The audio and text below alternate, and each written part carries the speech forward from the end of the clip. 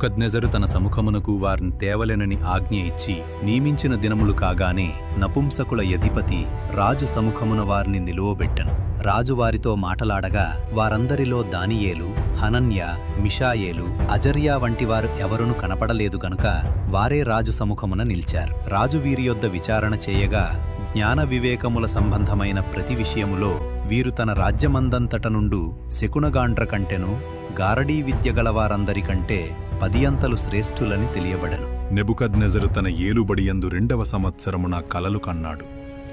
అందును గురించి ఆయన మనస్సు కలతపడగా ఆయనకు నిద్ర పట్టకుండెను. రాజు తాను కనిన కలలను తనకు తెలియజెప్పుటకై శకునగాండ్రను గారడీ విద్య గలవారిని మాంత్రికులను కల్దీయులను పిలువనంపుడని యాజ్ఞ ఇయ్యగా వారు వచ్చి రాజు సముఖమున నిలిచారు. రాజు వారితో, నేనొక కల కంటిని, ఆ కల భావము తెలిసికొనవలనని నేను మనోవ్యాకులమొందియున్నాను.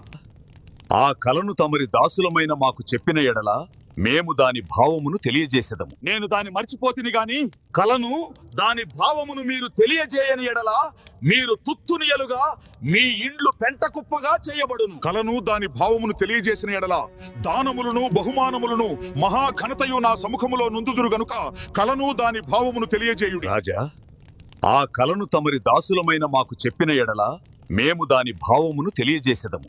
నేను మరచియుండుట మీరు చూచి కాలహరణము చేయవలనని మీరు కనిపెట్టుచున్నట్లు నేను బాగుగా గ్రహించుచున్నాను. అప్పుడు దాని భావమును తెలియజేయుటకు మీకు సామర్థ్యము కలదని నేను తెలిసికొందును. భూమి మీద ఏ మనుష్యుడును రాజు అడిగిన సంగతి చెప్పజాలడు. ఏ చక్రవర్తియు అధికారియు శకునగాని యొద్దను గారడీ విద్య గలవాని యొద్దను కల్దీయుని యొద్దను ఇట్టి సంగతి విచారింపలేదు. రాజు విచారించిన సంగతి బహు అసాధారణమైనది.